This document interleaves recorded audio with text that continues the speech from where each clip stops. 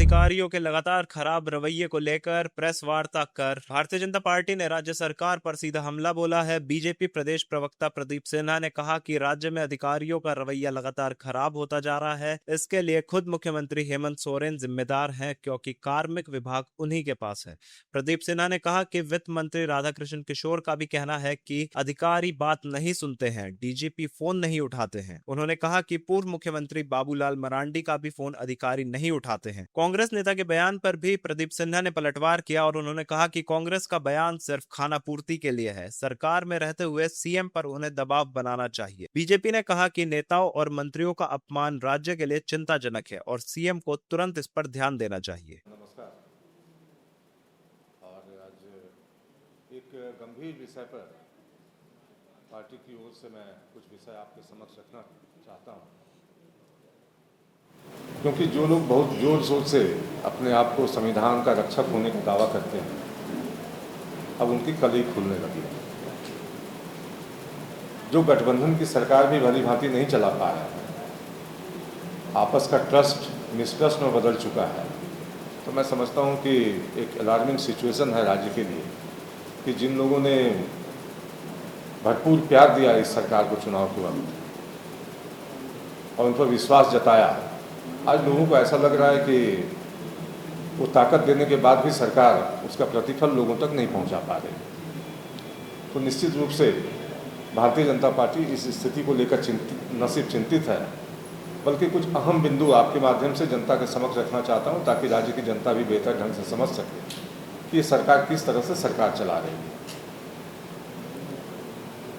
आप देखिए, उनकी विगत लगभग 1 महीने से राधाकृष्ण किशोर जी का मामला अखबार की सुर्खियां बना हुआ है और आप सब तमाम इलेक्ट्रॉनिक चैनल्स के हेडलाइंस में वो जिस तरह से अपनी पीड़ा व्यक्त कर रहे हैं, तो कैबिनेट का मंत्री अगर इस तरह से अपनी पीड़ा व्यक्त करे, जिसको लोगों ने चुनकर भेजा कि वो लोगों की समस्या का निवारण करे, लेकिन उल्टा ये हो रहा है कि वो अपनी पीड़ा जनता के बीच व्यक्त कर रहे हैं। तो आप सोच लीजिए कि एक जिसको प्रॉब्लम सॉल्विंग होना चाहिए था, वो अपनी प्रॉब्लम लेके पब्लिक डोमेन में।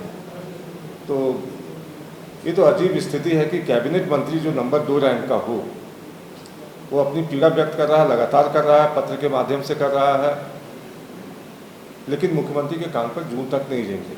इस विषय पर न उनका कोई बयान है, न अपनी ओर से कोई पहल उन्होंने की कि इस मुद्दे का पटाक्षेप होना चाहिए। मानो अपने सहयोगियों को उन्होंने उनके हालात पर छोड़ दिया है कि आप चिल्लाते रहिए, रोते रहिए, अपनी पीड़ा व्यक्त करते रहिए, हमें उससे कोई लेना देना नहीं। तो इस तरह का जो असहिष्णु माहौल है, क्योंकि इससे पीड़ित भारतीय जनता पार्टी भी रही है। हमारे नेताओं को जिस तरह से आप कह सकते हैं कि बाबूलाल मरांडी जो एलओपी हैं, देवघर के एक एसपी हुआ करते थे, उन्होंने उनका फ़ोन ना तो उठाया, ना कॉल बैक किया। इसको लेकर बाबूलाल जी ने सरकार का ध्यान आकृष्ट कराया, लेकिन सरकार की ओर से अगर इन चीज़ों पर तत्काल रोक लगाने की कोशिश की जाती, या जो सर्विस कोड ऑफ कंडक्ट है, अधिकारियों को बताया जाता कि न्यायपालिका और विधायिका और कार्यपालिका जो 3 स्तंभ हैं, अगर परस्पर ट्रस्ट नहीं हो, मिसट्रस्ट का लेवल इतना हो जाए कि किसी को अपनी पीड़ा व्यक्त करनी पड़े, तो भारतीय जनता पार्टी का भी दायित्व बनता है कि हम अपनी बातें आपके माध्यम से लोगों के बीच रखें। आपने देखा होगा विगत दिनों, एक तो बाबूलाल जी का प्रकरण मैंने रखा, दीपक प्रकाश जी जो हमारे प्रदेश अध्यक्ष हुआ करते थे, जब वो दुमका में एक आंदोलन के क्रम में गए तो उन पर देशद्रोह का मुकदमा दर्ज किया गया। और अभी कल का ही प्रकरण है कि हमारे प्रदेश अध्यक्ष एक संवेदनशील मुद्दे पर डीजीपी से बात करना चाहते थे, लेकिन आप देखिए कि मतलब क्या स्थिति है ब्यूरोक्रेसी की, कि ना तो फ़ोन उन्होंने पिकअप किया, ना उनके व्हाट्सएप मैसेज का जवाब दिया, ना कॉल बैक किया।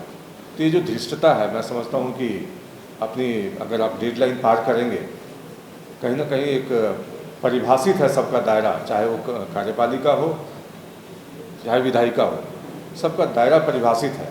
लेकिन अगर कोई इतनी हिमाकत दिखा रहा है, तो निश्चित रूप से भारतीय जनता पार्टी यही मानती है कि इसके पीछे कोई ना कोई ताकत देने वाला व्यक्ति बैठा हुआ है। और सीधे सीधे हमारी शंकाएं ये है कि मुख्यमंत्री ने इस तरह से निर्देशित कर रखा है कि न तो नेता विरोधी दल न तो नेता प्रतिपक्ष की बातों को सुना जाए, प्रदेश अध्यक्ष की बातों को इग्नोर किया जाए। तो अगर आप एक विरोधी दल होने के नाते सरकार हमसे अपेक्षा करती है कि भारतीय जनता पार्टी रचनात्मक सहयोग करे, तो सहयोग तो दोनों हाथों से ताली बजेगी, एक हाथ से तो बज नहीं सकता। और न सिर्फ इन चीज़ों पर, बल्कि मैं तो कहना चाहूँगा कि जो सर्विस कोड ऑफ कंडक्ट है नौकरशाहों का, अगर वो निर्वहन नहीं कर रहे हैं तो म्यूचुअल मिसट्रस्ट जो है उसका लेवल आज इतना आ गया कि उनको पत्राचार करना पड़ रहा है।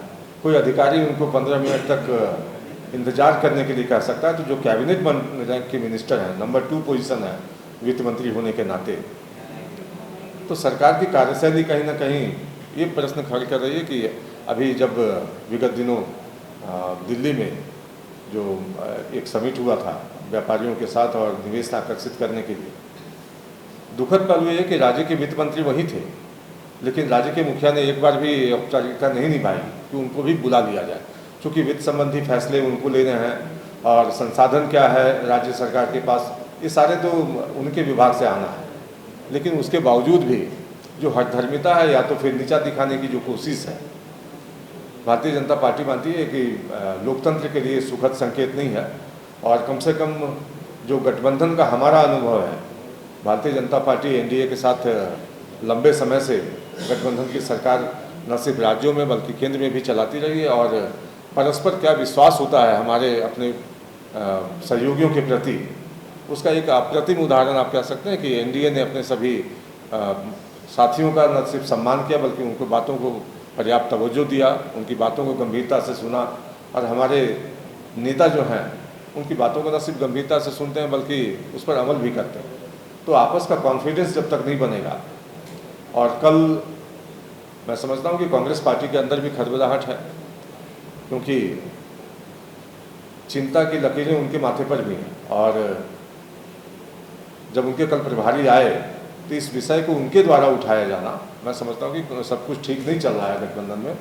और उन्होंने भी गोल मटोल बातें ही की कि हम राधा कृष्ण किशोर का सपोर्ट करते हैं, पार्टी के नेताओं को इनके साथ खड़ा होना चाहिए, लेकिन समाधान कैसे होगा, चूँकि वो राज्य के प्रभारी हैं कांग्रेस पार्टी के, तो मुख्यमंत्री से बात करके इस समस्या का समाधान निकालें, इस दिशा में उन्होंने भी कुछ नहीं कहा।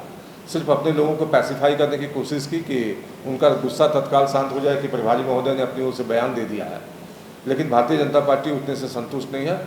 भारतीय जनता पार्टी ये मानती है कि जो गठबंधन धर्म चलता है वो आपस का न सिर्फ विश्वास बल्कि एक आप कह सकते हैं कि उनका आत्मसम्मान बचा रहे, इस आधार पर भी चलाया जाता है।